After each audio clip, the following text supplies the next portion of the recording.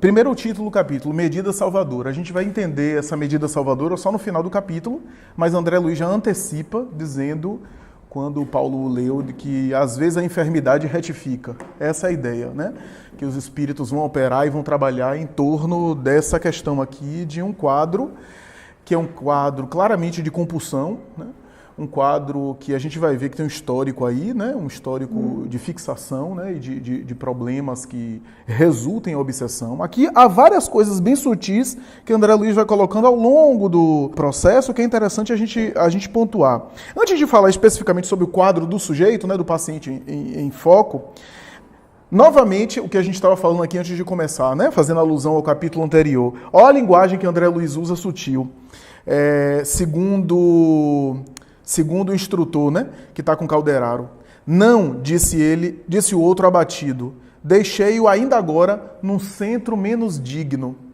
Num centro menos digno. Então vocês imaginam onde é que o homem estava, né? Imagine que esse centro menos digno não era no salão de concerto onde estava tocando uma sinfonia de Beethoven. Né? Um centro menos digno. Os eufemismos que a espiritualidade usa, né? As expressões, né? E até com cuidado, né? Delicadas. Talvez, inclusive, para não ferir os preconceitos da época. Porque se a gente pensar, por exemplo, que hoje em dia, essas boates noturnas que envolvem, inclusive, prostituição, na época era algo social. Era algo comum. Então os espíritos também colocavam de uma forma para não ficar passando a ideia que estava criticando ninguém, né? Que estava querendo condenar as pessoas. Né? Jorge comentou sobre a questão do cultural, né? Do contexto cultural, e eu vi recentemente um discurso de Divaldo, ele comentando e dizendo que os equívocos que André Luiz cometeu, em alguns momentos, Divaldo questionava, foi uma palestra até recente, ele já está na cadeira, já está falando sentado, né? Que alguns equívocos que André Luiz relata ter cometido para ter ficado 8 anos no umbral, me parece de Divaldo um pouco fortes, né?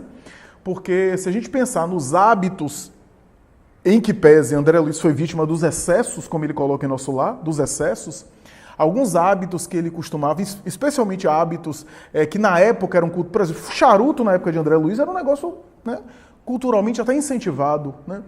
A vida sexual do homem, algo promíscua fora do lar, era uma coisa muito estimulada, muito incentivada. E Divaldo se questionava isso, ele comentou dizendo algo que Luciano dos Anjos disse antes de desencarnar, que possivelmente, Luciano dos Anjos coloca com certeza, porque segundo ele teria comentado com o próprio Chico, e Chico teria dito isso. Aquela experiência do umbral que André Luiz passou não foi na última encarnação.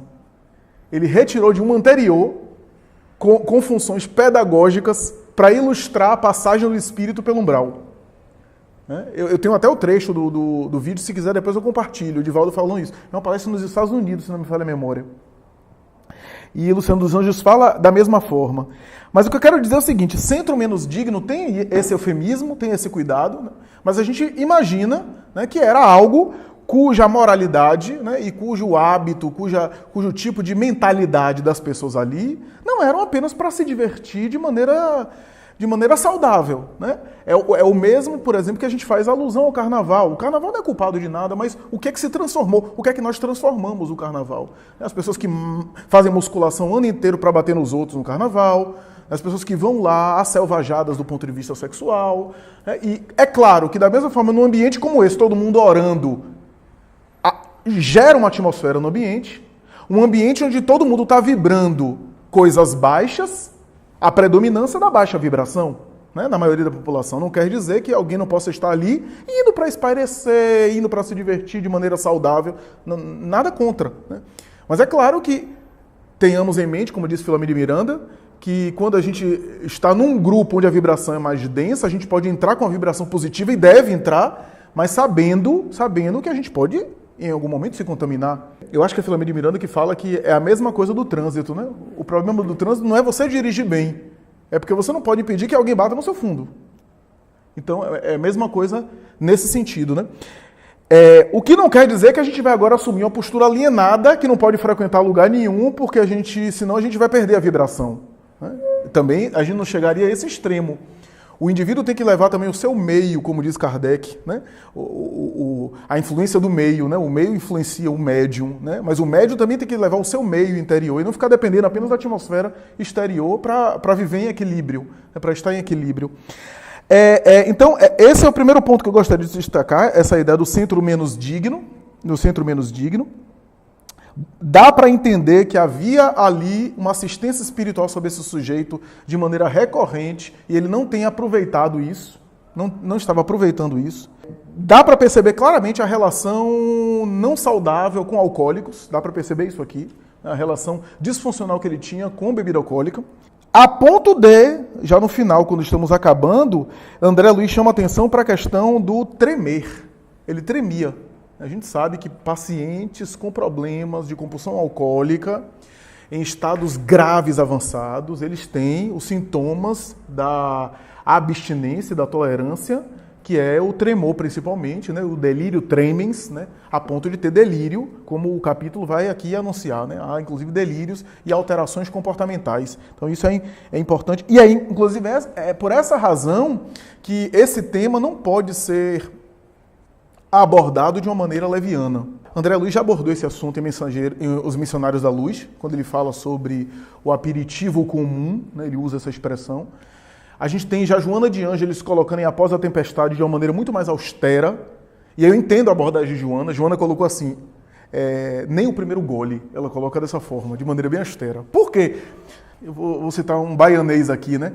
Por onde passa um boi, passa uma boiada. Essa é a ideia. Joana de Ângeles está colocando de maneira austera, principalmente porque a abordagem dela é uma abordagem psicológica. Né? Qualquer profissional de saúde mental não vai fazer apologia do álcool, porque o álcool traz malefícios mesmo, tem malefícios.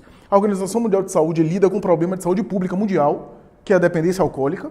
Né? Há uma série de problemas envolvendo o álcool, de drama doméstico, a violência familiar, questões conjugais sérias, os efeitos. E como eu não conheço eu não posso chegar e dizer, não, você vai ter consumo moderado. Eu não sei se você vai ter, porque eu não conheço o que é que você traz dentro de você. E se eu estimular você e você não tiver, e se você trouxer uma tendência guardada de outra existência ao alcoolismo. E para a Organização Mundial de Saúde, para os especialistas hoje, alcoolismo não é você beber todo dia, não é você beber o tempo todo ou recorrentemente. Você pode beber uma vez no mês. Mas alcoolismo é o seguinte, é a falta de controle sobre o consumo.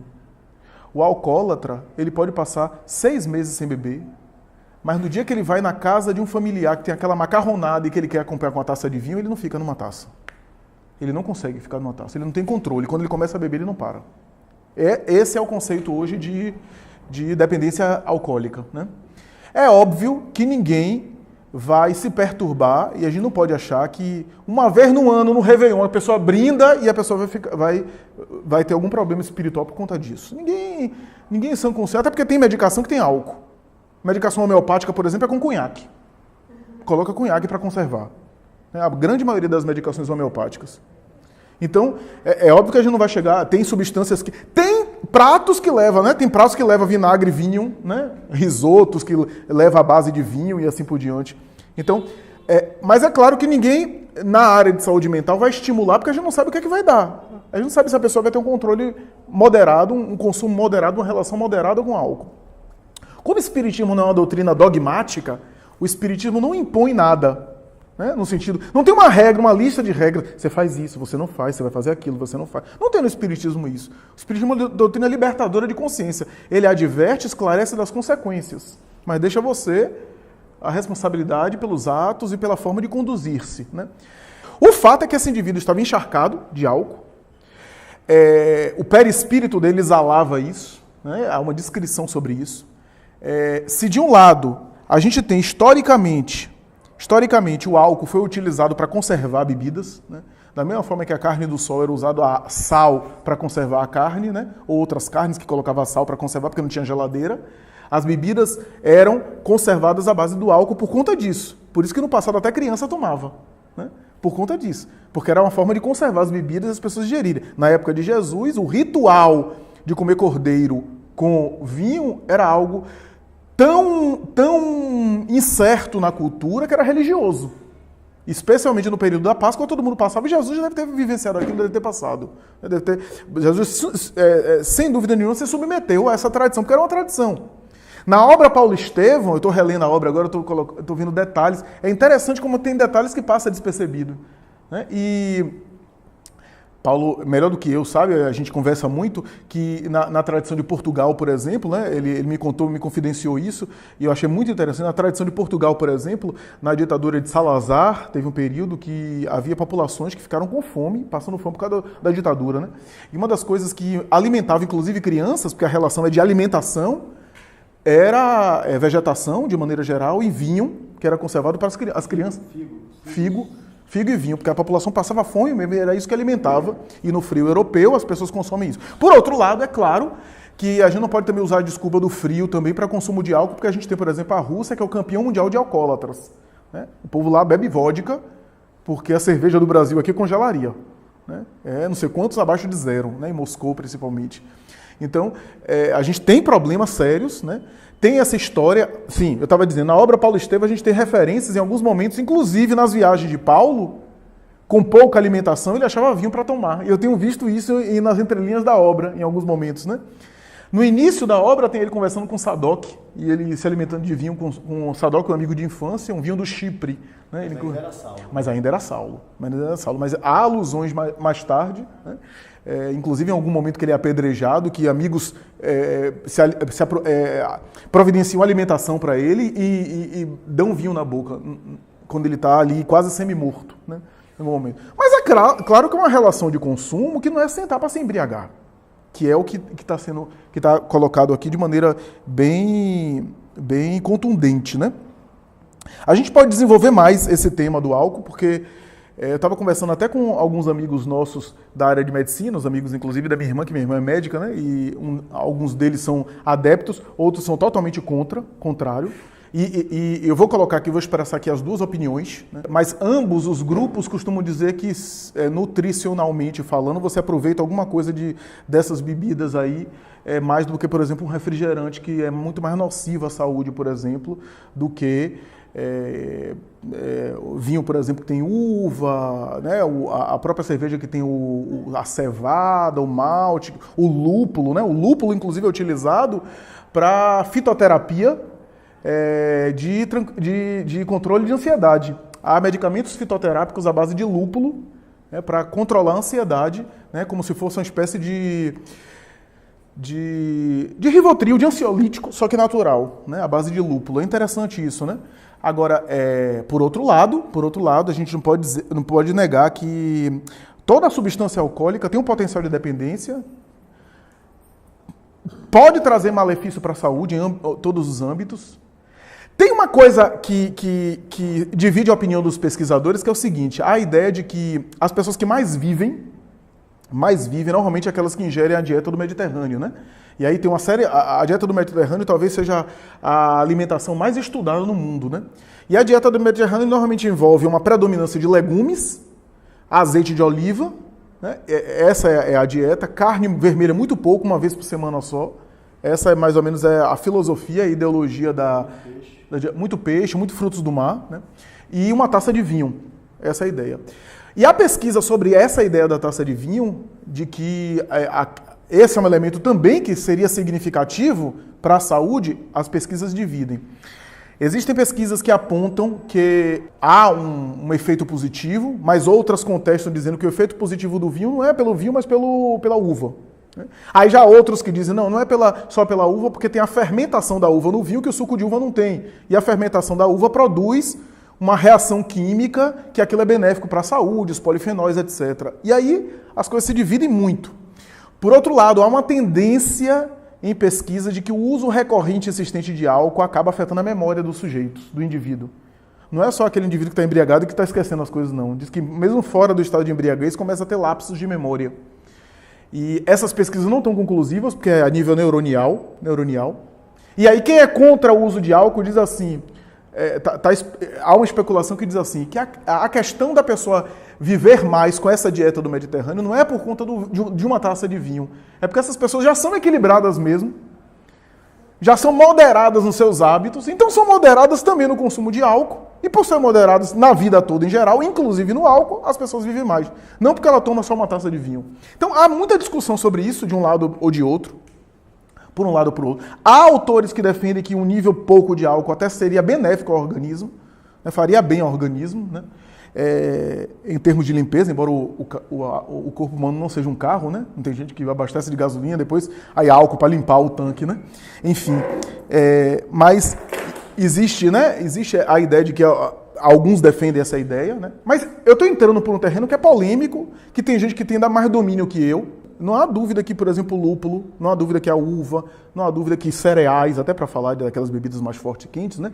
Zimbro, né? Aqueles cereais que são usados naquelas bebidas, né? Licor e uísque, etc., que é um potencial, né? Violento, né? Ivone Pereira tem uma colocação numa das obras dela que ela diz que Leon Denis costuma dizer para ela que cachaça é a bebida preferida dos obsessores, pelo teor alcoólico violento, pela alteração, né?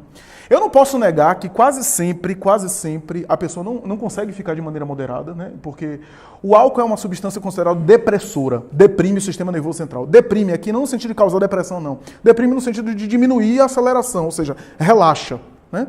A semelhança de outras substâncias psicoativas, inclusive a maconha, o álcool é depressor. E o álcool libera uma euforia inicial, né? Uma alegria, então as pessoas às vezes comemoram, né?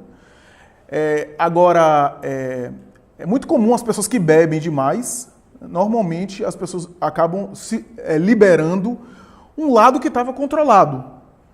É interessante o estudo que se faz sobre a reação de cada um quando está embriagado, né? Porque tem gente que quer brigar com todo mundo, quer bater em todo mundo. Já tem gente que quer beijar todo mundo, quer abraçar todo mundo, que faz declaração de amor para todo mundo, né? Então, cada um reage de uma forma. Tem gente que abraça e começa a chorar, e começa... Quer dizer, e normalmente é o seguinte, aquilo que está sob controle, mas que é uma demanda, né? Aquela ideia de que bebe a verdade sai, tem fundamento esse ditado popular, né? Que aquilo que está sob controle, que está sob demanda ali, mas que a censura social reprime e controla, fica mais liberado, né? Porque a pessoa não tira do nada as coisas, estão dentro dela, ela só libera aquilo, potencializa, né? Eu costumo dizer que a história de embriaguez é que nem TPM de mulher. A mulher quando fica na tensão pré-menstrual, quem tem, os temas que a mulher briga são temas que são dentro dela, não é a TPM que gerou nela aquilo não. São coisas que incomodam ela, mas que estão mais controladas. A TPM libera, ela não consegue se controlar. Então aquilo que incomoda ela fica muito mais incomodativo, né? Naqueles momentos. Então é mais ou menos essa ideia que a gente faz. Tem muito mais coisas sobre álcool que a gente podia comentar aqui, muito mais elementos sobre álcool que a gente podia comentar aqui, né? Há uma alusão aqui sobre os dançarinos, a dança, né? Suzana já fez alusão sobre essa passagem mais de uma vez, sobre a questão da dança, etc. Tem uma outra obra de André Luiz que também coloca a dança. E é óbvio que André Luiz faz um ajuste, né, Suzana? Faz uma amarração aqui muito boa, que é dizendo que não é a dança que é a coisa... O problema não é a dança, né? Mas de que modo eles dançavam, né? Aqui é a mente, né? Que na dança tinha um apelo sensual, né? Um apelo... sensual no sentido negativo da palavra, né? No sentido vulgar, né? No sentido promíscuo, né? No final do trecho que foi lido, e a gente vai ler mais tarde o desenvolvimento disso, né? Ele examina bem a região gástrica, né? A mente do indivíduo, né? É interessante porque quase sempre quem bebe demais não fica na confraternização. Você já viu alguém dizendo assim, não, vou beber essa garrafa de uísque e depois vou sair para fazer a caridade? Normalmente pensa em fazer outras coisas que não vale a pena. E, é claro, falar sobre o distúrbio espiritual. Aqui André Luiz narra sensivelmente, claramente a ideia do assédio espiritual de alcoólicos no além, que estão encharcados pelo vício, não deixaram o corpo, mas não deixaram o vício, que é mental. Como tudo, eu costumo dizer isso aqui, como tudo. Se eu tenho um problema com café, que no dia que eu não tomo café eu fico irritado com os outros, quero bater nos outros, eu fico com dor de cabeça, eu também tenho dependência de café. Vai me fazer falta se eu desencarnar agora. Agora, se eu tomo um cafezinho porque eu gosto, por prazer, e no dia que eu não tomo, eu não fico querendo morrer? Então, é um hábito. Todo hábito do plano material, quando eu chego no além, claro que eu passo por um período que eu vou me desvencilhando desse hábito, porque eu não tenho mais o corpo, mas o hábito era do corpo, era o impulso da matéria. Agora, se aquilo não era um hábito, era um vício, né? Se eu era compulsivo por aquilo, eu vou me atormentar no mundo espiritual. Aquilo vai me gerar sofrimento, né? Então, eu acho que isso é o que eu gostaria de colocar nesse momento aqui, né? Então... Eu ia deixar passar, mas...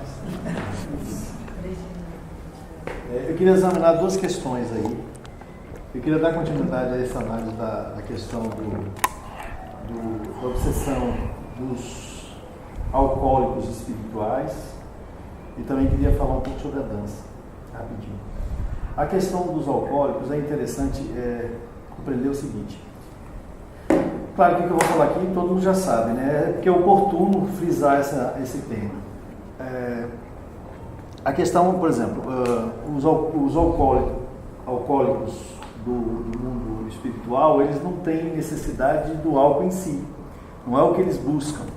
Fosse assim, no momento que a gente abrisse as garrafas por aí, eles ficariam ali na garrafa. Eles não têm interesse nenhum na garrafa, né?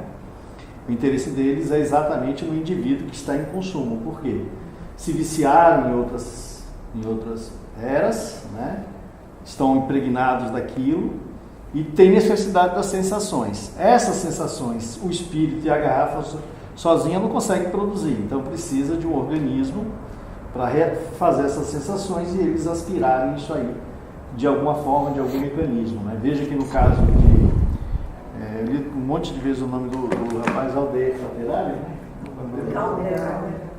Não, Alderário não, o alcoólatra. Antídio. Dislexia terrível. Então o Antídio, você vê que ele está com 4 que se revezam o tempo todo, né? E aí eu queria falar um pouco dessa questão também desses obsessores.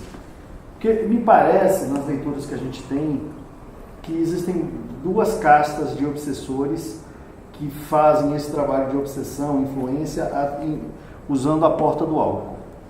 Me parece que existe um, que é aquele que tem necessidade realmente fisiológica, embora espiritual, mas do contato, da sensação etílica, né? Das sensações que o álcool causa no organismo e ele absorve isso aí. Então são esses vampiros que ficam se aproveitando dessa situação. E uma segunda é aquela dos obsessores que usam a fraqueza do usuário como porta de entrada para conduzir ele para situações em que ele quer colocar em risco. Então, por exemplo, quer que o sujeito se agrave mais na sua reencarnação, digamos, um perseguidor de outras eras, encontra na condição do álcool, influencia ele ao consumo do álcool para que ele cometa erros, vai buscar suicídio, homicídio, vai praticar uma série de erros e equívocos, inclusive passando vergonha social, ridículo social, que é a forma do espírito obsessor está se vingando, né? O espírito vingador. Né? Então ele usa a porta do álcool como mecanismo. E aquele que necessariamente precisa, né? Que se aproveita do uso do álcool. É interessante também essa coisa que o Flávio falou dos 6 meses. Às vezes o indivíduo fica 6 meses sem tocar no álcool. Aparentemente, esse espírito obsessor, né, esse vampiro espiritual, ele em tese ficou 6 meses sem ter acesso. Mas no momento que ele dá o primeiro talo, né, o primeiro gole, o obsessor, olha eu aqui, né? Porque nesse período ele usou outros, ele não vai ter só um indivíduo em que ele vai saciar seu desejo e aí ele se conecta novamente, né? Então me parece que existem 2. E obviamente existem aqueles que fazem uso dos 2 concomitantemente, né? Tanto se aproveita da condição alcoólica, quanto também usa isso para induzir o obsediado a cometer erros. A questão da dança, na leitura disso aí, acho que você já comentou bem, Suzana vai falar mais sobre isso, mas eu me lembro que eu assisti o filme Davi, estrelado por Richard Gere, né? E eu fiquei impressionado porque Davi, quando ele entra, quando ele é coroado rei, ele percorre uma distância, meio que uma serra, pelo menos lá no cenário, até chegar ao lugar onde ele é coroado, e ele vai dançando. Ele vai dançando, e, né, ao som de atabaque, de cítras, não sei o quê. E eu, a primeira vez que eu assisti aquilo, eu achei meio que ridículo. Ele parecia um deboche com Deus, né? Ele vai assumir o trono e ia dançando daquele jeito. Hoje faz um pouco mais de sentido. Não esqueçamos que Davi produziu, segundo muitos autores, o livro mais sublime de todo o compêndio bíblico, né? Que são os Salmos, né? Os Salmos, tudo que tem de mais belo estão contidos nos Salmos, né? Então, né, não poderia ser deboche jamais, como eu imaginei, né? Hoje faz mais sentido. E aí, quando fala que a dança pode se assemelhar à oração, né? Faz mais sentido agora, né? Porque, né, para mim me pareceu aquilo, não sei se foi o desempenho de Richard Gere, que me pareceu dantesco, né? Não sei, né? Não sei se era meu despeito também pelo cara, que era galã, não sei também. Mas eu só sei que me pareceu assim, hoje faz mais sentido, né? E assim, aí eu corri, fui ler alguma coisa sobre isso, parece que realmente não foi criação do diretor do filme, do roteirista do filme. Parece que ele dançou até o altar mesmo, né? Só queria fazer esses dois registros. Concordo com o João Guimarães que uma gota, né, pode ser já uma grande abertura aí para uma enxurrada de acontecimentos adversos que prejudiquem a pessoa, né, o ser e o espírito. Concordo com o Flávio também sobre a questão do álcool. Os próprios médicos, eles recomendam, às vezes, uma dose de uísque, principalmente para quem tem problemas cardíacos, né? Para diminuir um pouco ali aquela sujeira das veias, né? Os ventrículos. E essa questão de quem bebe, pessoa A faz uma coisa, pessoa B faz outra, eu acho que é a questão bem interna, né? Da aceleração da reforma íntima, porque, por exemplo, no meu caso, a minha família, as pessoas bebem. Meu irmão bebe, ele pode beber uma grade se ele é jornalista, ele pode beber uma grade de cerveja, ele fica sentado do mesmo jeito, acho que não desce nem uma gotinha de suor da testa dele, mas tem outras pessoas que já se comportam diferente. Então, eu acho que não é o problema o álcool, concordo com o Flávio, acho que a questão é a pessoa, né? Aquilo ali já está guardado, e aí vai exponenciar de acordo, né, com as atitudes. E realmente o álcool pode prejudicar gravemente uma festa, uma confraternização, exatamente por isso. O que mais que eu ia falar? Sobre a questão da energia, né? Do ambiente e da energia da própria pessoa. Concordo com o Manuel Filomeno. A gente, se for assim, a gente não pode andar por nenhum lugar, né? Passar por nenhum lugar, sei o quê, bata borrão. Você está passando pelos lugares, você está absorvendo tudo que é isso também. É demais. Mas tem ambientes que são bem adversos, que são prejudiciais, e principalmente todos nós somos médicos, né? Porque somos espíritos e temos corpo. Então, quem tem a mediunidade um pouco mais, né, já desabrochada, digamos assim, mais facultativa, aí que pode se prejudicar mais ainda, né? E mesmo que ele tenha a própria luz interna, a depender do tipo de ambiente. Então, acho que é uma conglomeração de pensamentos, atitudes, posturas, palavras. Às vezes, uma resposta, um olhar, pode abrir um campo dentro do seu, né, da sua aura magnética, que o álcool não abre. Não necessariamente a pessoa precisa ser soberba por causa do álcool. Não, só enfatizando o que o Raimundo falou, porque o trecho que fala sobre essa situação da dança, deixa eu botar aqui no Mundo Maior de novo, me fez lembrar de um trecho do livro Devassando Invisível, de Ivone Pereira, porque André Luiz diz assim: indefinível e dilacerante impressão dominou-me o ser. Não provinha da estranheza que a indiferença dos cavalheiros e a leviandade das mulheres me provocavam. O que me enchia de assombro era o quadro que eles não viam. A multidão de entidades conturbadas e viciosas que aí se movia era enorme. Os dançarinos não bailavam sós, mas inconscientemente correspondiam no ritmo assodado da música inferior a ridículos gestos dos companheiros irresponsáveis que lhe eram invisíveis. Atitudes simiescas surgiam aqui e ali e de quando em quando gritos histéricos feriam o ar. Então imagine o cenário, né?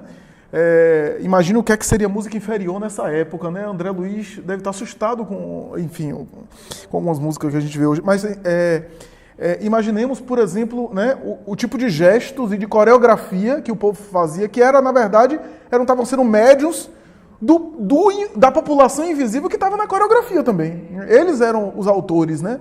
Daquelas... Dos coreógrafos.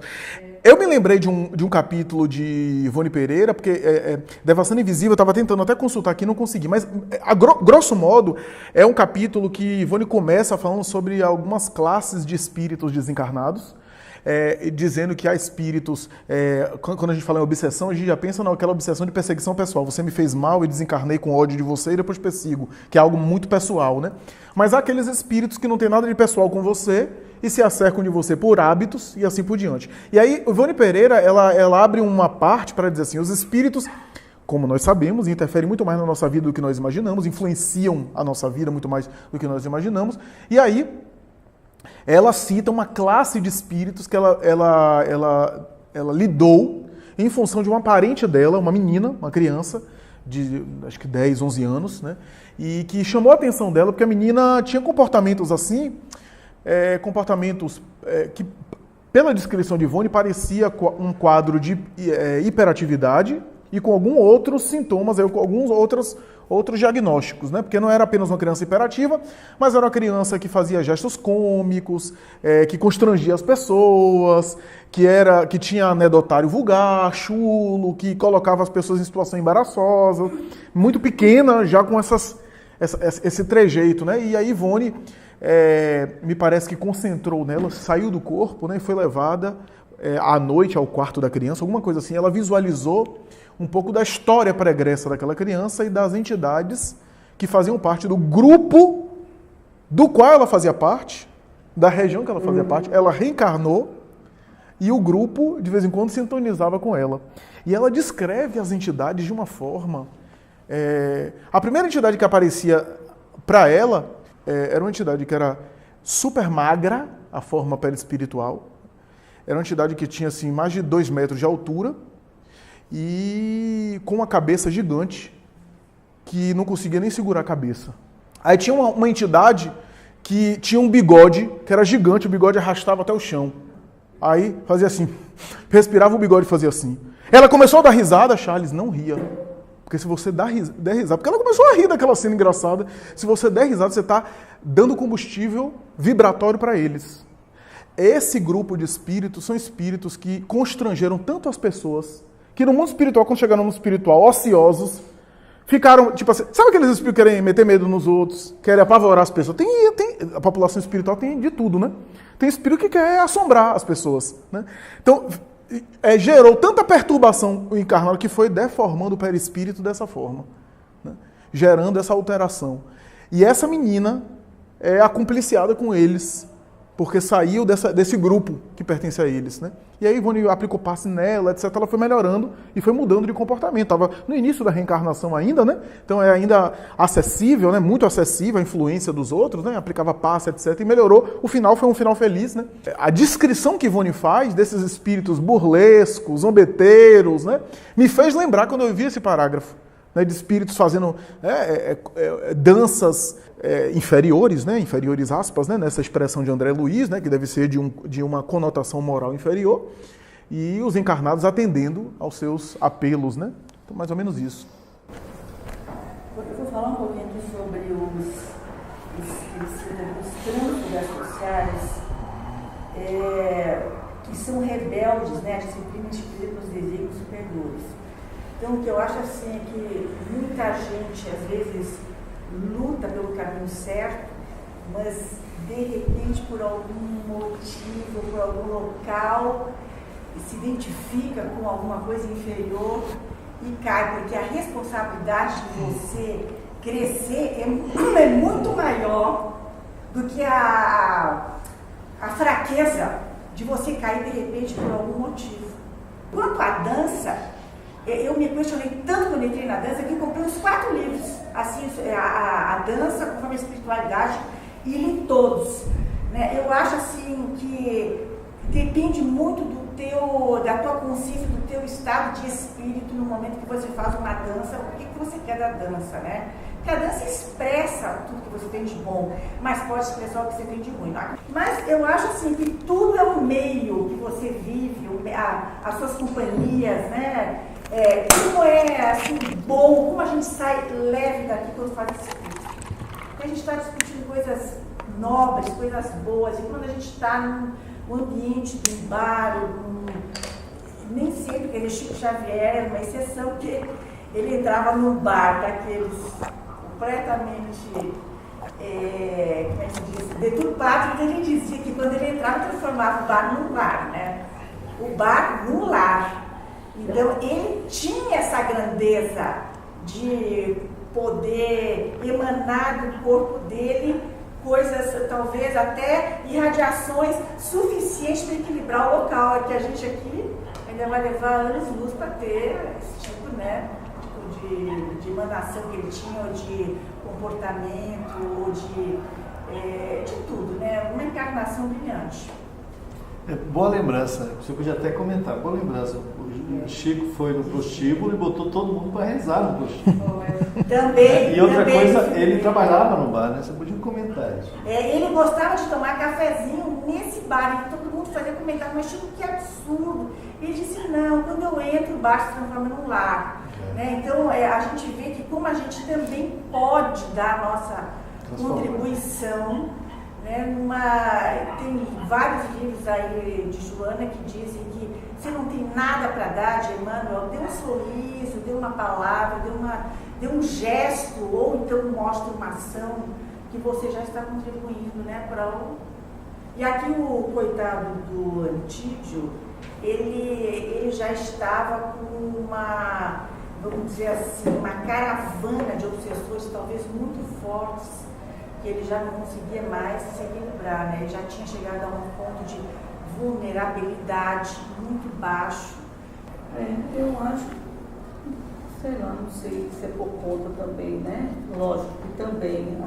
Como o amigo ali falou, se a pessoa tem uma certa sensibilidade mediúnica, a questão do ambiente influencia muito mais ainda.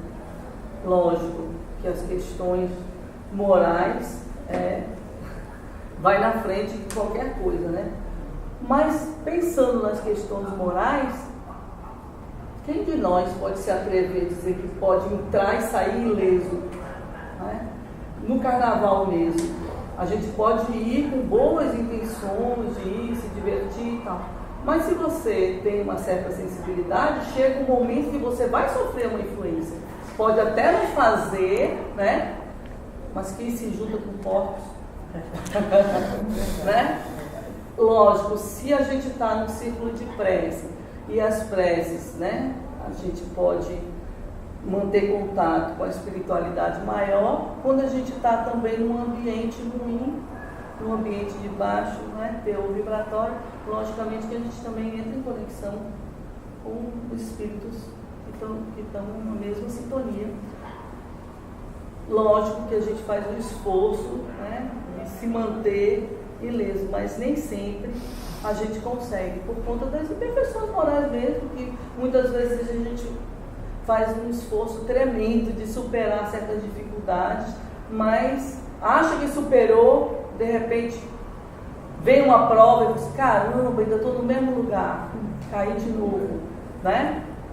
Então é um pouco complicado, eu acho, isso aí, dizer que não vai ficar ileso dessas questões. Porque até numa mediúnica que você entra, eu já vi mesmo, muitas pessoas dizem, ai meu Deus, a energia dessa pessoa me acaba. Lógico, também é um pouco exagero, porque também você está numa situação de desequilíbrio também extremo para o outro te contaminar. Mas, a grosso modo, eu acredito que a gente possa assim se contaminar. Lógico que Chico Xavier, Divaldo Franco, né? Não é... Mesmo assim, algumas histórias de Divaldo, ele tem que entrar imediatamente em oração para não cair a vibração. Ele mesmo relata muitas vezes que é tomado muitas vezes ele diz que está em algum lugar ou atendendo alguém, entra aquela tropa de espíritos, zombeteiro, qualquer coisa assim, ele tem que entrar imediatamente, se desligar daquilo, entrar em oração para não ser envolvido naquela energia. Então, imagine a gente que vive em eterna luta, né? Com o tanto desequilíbrio que a gente tanta fragilidade ainda que a gente tem. Fazendo uma adenda aqui rapidinho, lembrando que o mundo visível está despido e nu, né? O tempo todo, porque eles veem tudo, veem o pensamento, né? Antes de a gente fazer uma ação de ele pegar a gente ali, ele já lê o pensamento, né? Então a gente está em desvantagem. Chico Xavier fala que os obsessores, eles veem os médios como a gente tem um guarda de trânsito com aquele colete fluorescente. Então já vem de longe, independente se você está no carnaval, está com gente boa, eles estão vendo ali, né? E então, né? E muitas vezes, até mediúnica mesmo, as pessoas relatam, os espíritos relatam, que fulano foi em tal lugar, eu vim acompanhando ele. Não tem nada a ver com a pessoa, não é nada de obsessor, não é nada. Simplesmente entrou no local, ele estava ali sem fazer coisa nenhuma, e aí foi acompanhando a pessoa. E aí a pessoa começa a se sentir mal, começa a entrar. Aí, logicamente, com a intimidade, com o tempo que está ali junto daquela pessoa, já começa a conhecer e já começa a trabalhar nas dificuldades que a pessoa tem. Mas, a princípio, é só uma companhia desinteressada. Um livro, não sei se foi o anterior que a gente leu, a gente percebe que as entidades espirituais, boas, né, evoluídas, elas fazem parte desse ambiente. Elas fazem parte desse ambiente que nós chamamos densos. Ali elas estão, assim como os espíritos, né, que a gente vê praticamente na sua brincadeira com isso, que eles vão às regiões umbralinas para tentar ajudar, né, resgatar e mudar a consciência daqueles espíritos que estão naquelas regiões densas. Assim eles estão nos bares, assim eles estão nos prostíbulos, eles estão em todos esses lugares. A gente está vendo essa equipe de André Luiz que está nesse lugar. Né? Então, esses lugares não são abandonados. Pelo contrário, né? Pelo contrário, são lugares que têm essa equipe espiritual com propósitos infinitos que nós não imaginamos. Quando eu estava lendo esse capítulo, eu estava percebendo quantas coisas acontecem, por exemplo, vamos trazer uma festa de carnaval. Né? São milhares de pessoas fazendo, né, todo tipo de coisa. Raimundo trouxe o exemplo lá daquela menina que ia ser estuprada, que, né, as entidades espirituais induziram aqueles policiais a entrar naquela rua ali para perceber. Ou seja, quanta coisa, quanta trabalheira, né, esses espíritos têm de intuir naquela multidão de pessoas embriagadas. Um que não esteja tão embriagado assim, para dar uma intuição, para muitas vezes tirar aquela galera toda de um problema sério. E alguém que está ali armado. Então, são tantas, né, táticas, técnicas de que esses espíritos estão ali fazendo, que a gente não tem nem noção do que acontece. Qual é o objetivo? O objetivo é ajudar a trazer consciência. Às vezes a pessoa está ali naquele ambiente, ela não necessariamente passa por uma questão mais grave, mas só o susto de ter passado já vai trazer uma reflexão para ela, né? Então, poxa, estou lá no carnaval, rapaz, um cara do meu lado, o cara tomou tiro. Entende? Eu estava num grupo ali e estava pessoas junto de mim, aconteceu. A pessoa já sai do carnaval com a cabeça. Quando eu saía aqui no carnaval, quando eu pulava o carnaval, uma das últimas vezes que eu saí, eu estava com os amigos e um mais nervosinho foi brigar com o cordeiro, o cara deu um murro, ele ficou com o lábio inchado, o carnaval todo. De lá para cá, ele não foi mais para o carnaval. Ele não foi. Ou seja, aquilo ali. Bendito soco. Hein? Bendito soco. Bendito soco. Ou seja, Liberador. Pois é. Então, assim, o despertamento às vezes passa por isso. E aquilo ali muitas vezes foi providencial. Teve alguma. Né, obviamente que vai botar culpa, responsabilidade dos espíritos, mas aquilo ali, a vida, né, vamos dizer assim, a vida foi providencial daquilo que acontecesse para você ficar esperto. Olha, você está, né, esse ambiente já não faz muito parte, você está forçando barra. Porque quando a pessoa ainda faz parte daquilo ali, é outra coisa, mas quando você está brigando com você mesmo, né? Às vezes você vai, mas fica com aquele sentimento de culpa, né? Poxa, pô, tô nessa aqui ainda, né? Criando aquela coisa. Então, a espiritualidade, eu percebo assim, que traz, que utilizam, e essas pessoas que estão lá, elas são instrumentos de uma causa, de uma proposta boa. Quantas pessoas no carnaval não estão fazendo coisas interessantes, boas, tirando pessoas de briga, de problemas, se não tivesse aquelas pessoas ali, né? Então, assim, não é o inferno astral como um todo, né? Eu não penso assim como um inferno astral, onde só tem ali coisas ruins. Não é, tanto encarnado quanto desencarnado, não é um inferno astral. Agora, como foi dito, é um ambiente pesado, é um ambiente denso. Mas como sabemos que a luz entra a luz entra no charco sem se contaminar, podemos estar dentro do charco de carnaval sem se contaminar também. Depende do que é que eu estou trazendo ali. Agora, há tendências, né? Há tendências. A grande maioria que tem ali tem umas tendências, tem tendências parecidas com aquilo ali. Eu também, se não tivesse, não estaria. Né? Mas também não está tão assim, né, nesse processo. A questão do álcool, como qualquer vício, Paulo falou, eu acho que a espiritualidade, ela realmente absorve aquele fluido, né? Aquele halo, vamos dizer assim, né? Aquele halo do indivíduo. Né? Aquele filme, aquele curta-metragem, né? Sozinho, que traz bem isso, né? Puxando aqui e o filme traz bem uma figura, uma imagem bem interessante. É o cara bebendo assim, e o outro traz assim, por trás assim, puxando aquele halo, né? É a energia animalizada do indivíduo vinculado ao etílico que puxa isso, assim como a energia sexual, né? Eu imaginando aqui a questão da dança, a dança sexual, a dança sensual, né?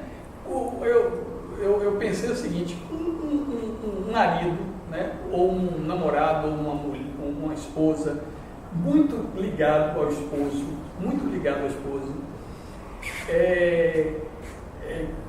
com aquela questão daquela posse, né? Aquela necessidade do outro mesmo, de uma forma bem possessiva. O outro ficando com outra pessoa, ele não poderia utilizar desse indivíduo para estar fazendo sexo com ela, né? Ou com ele. Você lembra de Ghost? Que aquela médium recebe o marido, né? Que é o Sim. Esqueci o nome dele. Patrick Swayze, né? Patrick Swayze. Recebe e ela começa a dançar com a médium, e ele está ali, né?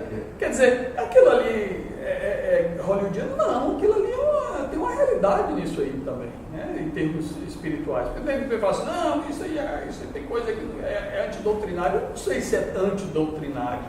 Até que ponto isso não é uma realidade, né? Imagine, a gente sabe que os locais que há muito sexo, os espíritos estão ali consumando aquilo ali, utilizando daquele halo. E se tem uma relação de um namorado e esse espírito está muito vinculado a isso, a não ser que não tenha autorização para isso. Porque a gente tem que entender porque a espiritualidade, os espíritos superiores, a providência divina, ela autoriza ou não, a depender dos sentimentos que os dois têm. Um ficou, conseguiu outro relacionamento, um relacionamento saudável, tudo. Obviamente, né, que não há como ter essa interferência espiritual em função, porque é amor, não há traição, não há nada. A gente já estudou isso. Mas, e se não for assim? E se não tivesse amor? Será que aquele indivíduo que se foi não poderia estar tendo relação com ela através do amante? Quer dizer, são tantas questões, né, que a gente pode trazer aqui. Porque é uma engrenagem que a gente está sabendo uma parte, né? Uma parte, mas é tanta engrenagem nisso aí que é impressionante. Isso aí. Vou fazer um comentário sobre o álcool, o ambiente, né? Eu vejo o álcool como um ótimo veículo para a obsessão, né? Eu acho que o álcool permite que os obsessores atuem, né? Fica mais mais fácil. E tudo é questão de dose, né? Como qualquer droga, lícita ou ilícita, vai depender da dose. E fazendo essa relação com o ambiente, eu estive pensando o seguinte: se você está naquele ambiente que ele cita aí, né? Então um ambiente do carnaval, que ali tem de tudo, né? Como se diz aí, atrás do trio elétrico também vai quem já morreu, né? Então, se você está naquele ambiente e a pessoa bebe, ela vai permitir, quer dizer, se ela tiver sintonia, né? Você pode beber e não estar em sintonia com os obsessores. Mas se você estiver em sintonia, os obsessores vão atuar, não é isso? Mas, por exemplo, aquele cara que bebe de forma contumaz e fica preso no seu quarto, será que ele vai ser obsediado da mesma forma que seria obsediado num ambiente onde tem aquela música, onde tem toda aquela confusão, aquela muvuca, né? Então, eu acho que esse ambiente é muito mais propício do que se você beber da mesma forma que você bebe lá, mas se estiver em casa. Eu tenho um vizinho que ele bebe todos os dias, ele não sai de casa, fica dentro de casa o dia todo bebendo. Eu acho que é um caso já terminal. Então, e a música, né, ela tem no carnaval, a gente pode ver de uma forma negativa, mas se você vê num centro de Umbanda, como é que eles invocam as entidades? É através do tambor, através da dança, da música, né? O canto gregoriano, você eleva o teu espírito através do canto gregoriano, né? Com a intenção de se elevar espiritualmente, e por aí vai, né? Eu acho que tudo vai depender da pessoa, dela permitir ou não que aquilo aconteça, bebendo ou não. Claro que a bebida, ela potencializa isso, mas vai depender muito da receptividade, né? Da sintonia que ele tem com os obsessores. Né? Vou começar pela dança, né? A dança, ela é uma forma de arte e uma forma de se expressar. E, como eu falei, a arte, todas as formas que você se expressa, você está comunicando. Você pode comunicar com um público com uma faixa de sintonia muito boa, com um público com uma faixa de sintonia ruim. Aí vai depender do seu estado de ânimo, o que você pretende com sua expressão, com suas palavras. Quando você vai falar com a pessoa, você quer acalmar, você vai usar palavras doces, amenas, pausadas. Quando você quer influenciar, você já vai ser mais taxativo, né, mais presente. Então, tudo é a forma como a gente faz. Agora, quando a gente fala a respeito de álcool, o que eu acredito, esse capítulo, ele frisa no álcool. Mas a espiritualidade, a lição maior, é que a gente trabalha o desapego de tudo aquilo que faz com que nos causem uma certa dependência. Então, a dependência pelo álcool, a dependência, uma paixão, às vezes a pessoa tem aquela obsessão de ficar com alguém que já terminou um relacionamento, a dependência por determinadas comidas. Quando o Flávio tratou essa parte nutricional mesmo, quando fala do vinho, poxa, o vinho na época de Saulo, de Tarso, de Jesus, não é o vinho de hoje. A fermentação é outro, o tipo de processamento é outro. Hoje as bebidas alcoólicas, elas não têm somente os nutrientes da bebida, eles colocam muitos aditivos para manipular os nossos gostos, causar uma certa dependência justamente por outros meios. Então você, quando bebe, você não bebe uma questão de é o álcool que está me deixando dependente. Não é só o álcool, tem outras químicas por trás disso também. Então, por exemplo, o álcool, ele ele mexe muito com o lobo frontal, ou seja, ele deprime o lobo frontal, que é responsável pela nossa capacidade de discernimento. Então, quando ele inibe os neurônios, né, as sinapses que são responsáveis por isso, na verdade, o que é que acontece conosco? Já que está inibindo aquilo que faz com que você tenha discernimento, você perde o discernimento, então você fica mais desinibido. Né? Inibido a área responsável, você fica desinibido, então você fica mais atrevido, você fica mais, é o que a gente fala, a pessoa nunca conversa, de repente, né? Não para de falar, não para de estar toda ativa, falando, tem gente que vira até piada, né? Em determinadas situações. Então, tem essa parte da dependência, quando a gente vai examinar as defesas, eu acho interessante, é que se a gente for para essa área de nutrição, a gente vai ver que uma época o ovo era ruim para o coração. Hoje o ovo já não faz mal para o coração. Aqueles que gostam de tomar um esquinho, não, mas o álcool ele é vasodilatador, faz bem para o coração, etc. Sim, mas atinge outras coisas. Mas na hora de defender, a gente vai usar simples argumentos que nos favorecem aquilo que eu quero para mim. Eu falo porque quando eu era fumante, a pessoa virava assim, mas olha, isso não faz mal para a saúde, mas tanta coisa faz mal para a saúde, isso aqui pelo menos é o mínimo, eu não faço mais nada que seja mal para a saúde, além disso aqui. Né? E mesmo assim eu fumo porque eu quero, porque se eu não quiser, eu não fumo, e não é.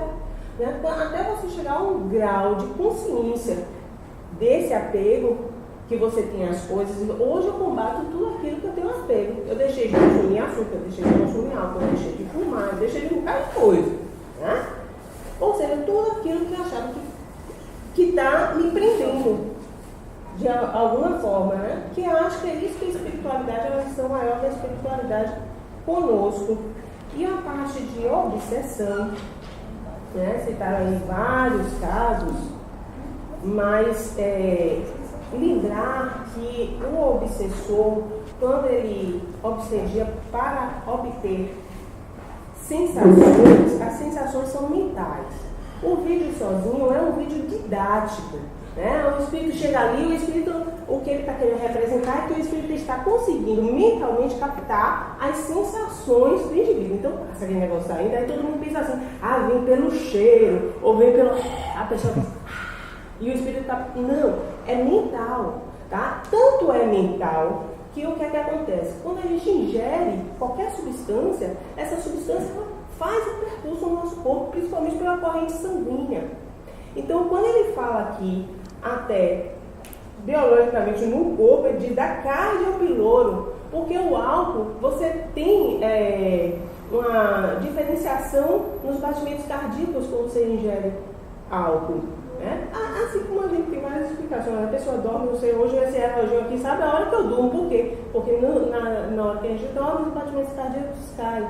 O álcool, ele também produz essa diferenciação dos batimentos e até chegar à parte do piloro. Então, esse é o momento que os espíritos estão chamando a atenção.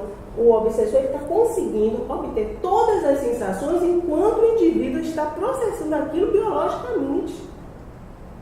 Né? E tudo que está sendo biologicamente ali vai afetar onde? Quando é pela corrente sanguínea, vai para o cérebro. Então, a mente também dele vai ficar em desequilíbrio. A questão não é somente o ambiente que a gente frequenta ou as pessoas que a gente está. Chico Xavier podia ir com um barzinho tomar um cafezinho dele, entendeu? Todo dia. E, como você falou, irradiar as emanações fluídicas e tornar aquilo um áter, certo? Mas eu acho muita arrogância de ter, por exemplo, no meu caso, no meu nível espiritual, eu não me acho preparada para ir para um carnaval, eu prefiro evitar. Então, hoje, determinadas situações que eu digo assim, não, eu acho que se eu vou rezando a Ave Maria, qual é o sentido, então, de eu estar no carnaval rezando a Ave Maria? Até porque seria uma forma muito egoísta de estar lá, porque eu estou prestando atenção na minha segurança. Eu não estou lá nem me predispondo a um trabalho social, estar ajudando quem está ruim, nem nada. Eu estou até olhando por mim, né? Então, eu acho assim, tem determinadas coisas que vêm naturalmente. Às vezes uma atividade que chega até você para você fazer no carnaval e trabalhar num posto de socorro, ou então você vai para casa de um parente e o parente mora justamente no circuito, você é obrigado a ficar com sua família lá. Então, quando a situação vem, claro, você deve aproveitar ela como uma oportunidade de trabalhar. Né? Hoje eu não bebo, minha família toda bebe. Ontem eu fui para um lugar, todo mundo encheu a cara. Mas em nenhum momento eu fiz, parem de beber, não bebo não. Eu não, chegar o momento deles, eles vão tomar a iniciativa. Agora, a gente diz assim, claro que determinadas coisas ruins, em qualquer aspecto, mesmo fora do carnaval, em qualquer momento, acontece uma tragédia próxima a nós, ou até conosco, e a gente acorda, né, desperta para outras coisas. Entretanto, se você toma consciência e não precisa passar pela experiência, melhor. Então, se você sabe que você indo para determinados lugares vai estar se pondo em risco, por que não evitar?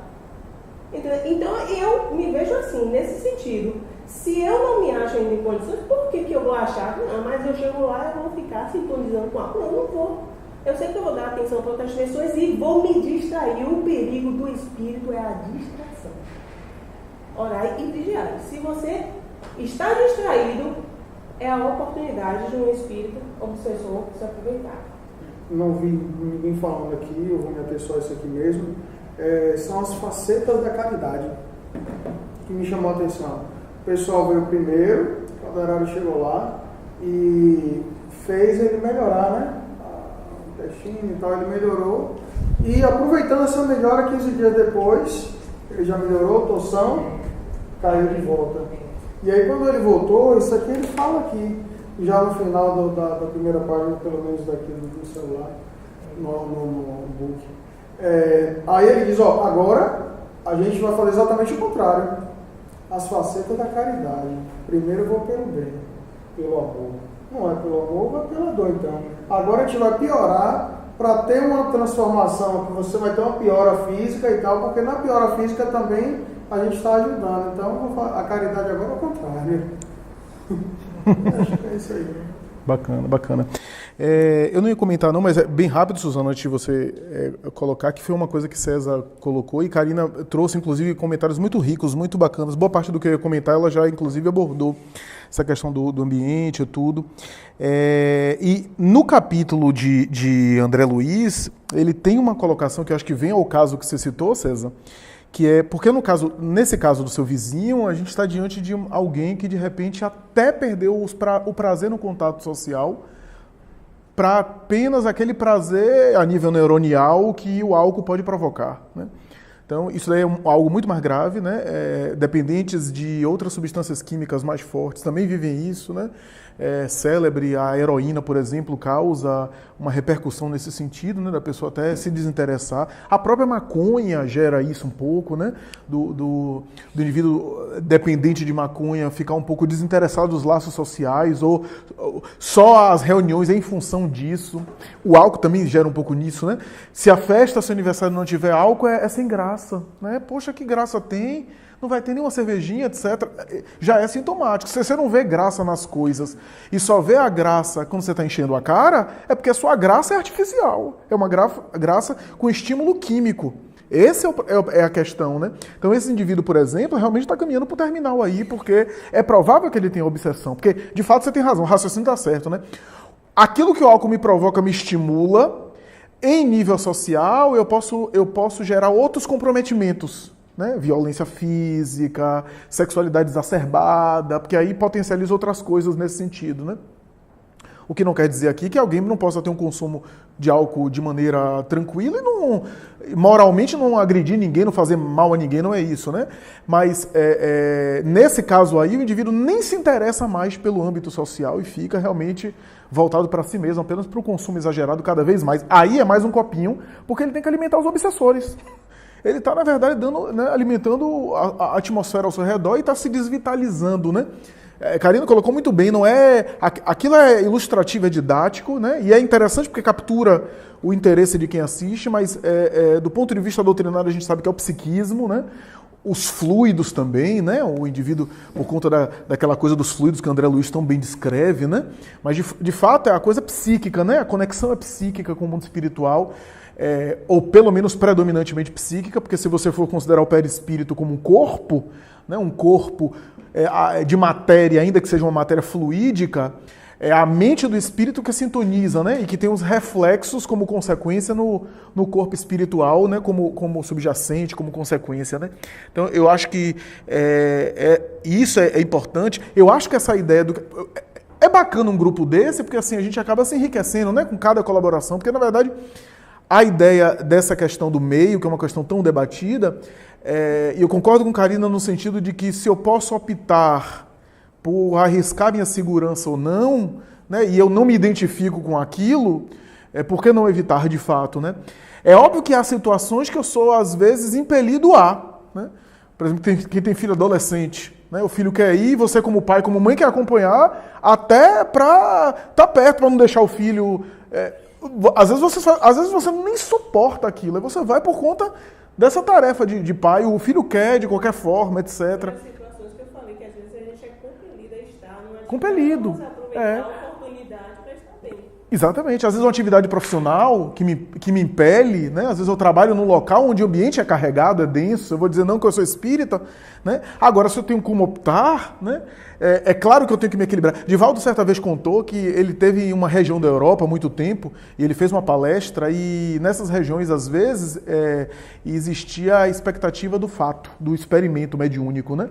Alguns locais que ele esteve diante de cientistas, de não espíritas, né?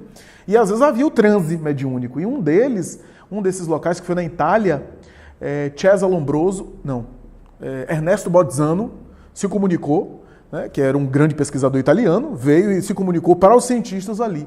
Mas Divaldo disse que teve que fazer um esforço grande, porque naquele ambiente não era um centro espírita, tinha gente com charuto fumando do lado dele, assim, ó.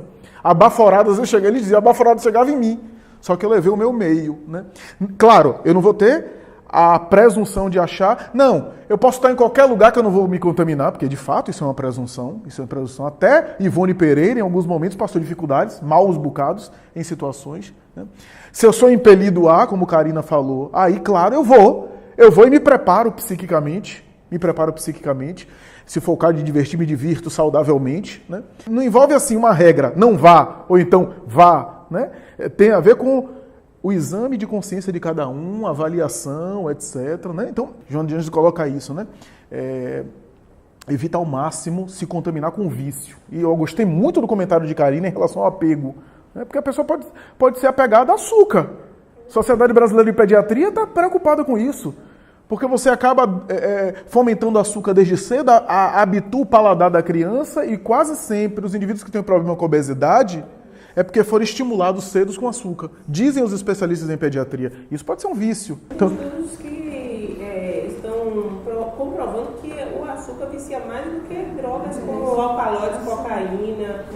No livro do Manuel Filomeno de Miranda, também nas Fronteiras da Loucura, que ele descreve os atendimentos, né, do carnaval, e ele diz que a espiritualidade monta um acampamento, um pronto-socorro para atender. E fazem um apelo às pessoas que puderem não irem ao carnaval, que não vá, porque vão dar mais trabalho a eles ainda, de proteger aquele que vai com boas intenções, levar o filho, fazer não sei o que, que não está a intenção de bagunça, mas que está lá, e eles ainda vão ter o trabalho de proteger aquele lá.